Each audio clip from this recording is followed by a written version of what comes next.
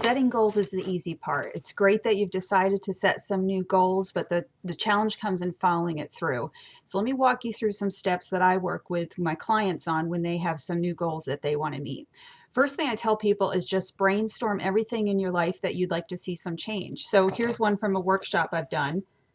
So you can see some of the things that people come up with. It's just, we just take a marker and paper and just start thinking through. Is it your health, your spiritual life, your family, your work, your social life, just anything that you want to work on? And so this list that I just kind of flashed up there has got more than a dozen. And that's a lot, which can be overwhelming. And when people are overwhelmed, they're not going to meet their goals.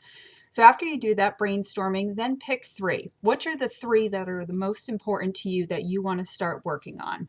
For each of those three, make sure you have a why that you can own. So why do you want to do these things? Do you want to lose weight because someone told you you need to lose weight, because your doctor told you to lose weight, because you want to run a marathon? You have to have a reason that's important to you. If you're meeting goals that other people assigned, you're probably going to give up because they're not your goals. You need to own your goals, because if you're succeeding at goals that aren't yours, you're failing. So make sure that you are owning your goals. Next thing to do is then pick these three, have a strong why, and then you need to start tracking. So I have two different worksheets I'll use with clients. One is monthly, where we'll look at what you want to work on each month, and then we reflect over the month. How did you do? What didn't work? What do you need to change? But it's also important to have weekly and daily goals. So a daily goal might be that you want to start walking. So that could be your daily goal. And then a weekly goal would be that you want to start strength training maybe 2 to 3 times a week. So with this tracking, you can also stop and recalibrate, so you might find that a goal that you originally thought was important to you is not as important anymore. And that's okay. You can make those changes. Or if you aim too high or too low, you can adjust rather than getting to the end of the year and finding that you stopped striving towards your goals in February already.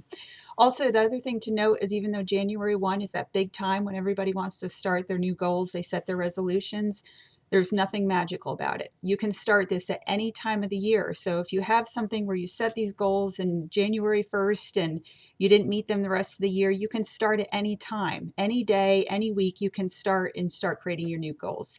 So again, brainstorm all of the areas, and I'll just show you this again. So these are some areas that are important to some of the clients that I've worked with. Pick three. So start with three, have a why that you own, what is important to you. And then you can use my worksheets if you want to do this own to do your weekly, daily, monthly tracking. Of course, I work with clients sometimes in small groups or one-on-one basis to help them with some of that accountability and to give them encouragement they need to meet their goals. So I'd be happy to talk to you about working together if it's something that I might be of assistance with. So good luck, and with some hard work and commitment and some tracking that you can meet your goals that you aspire to.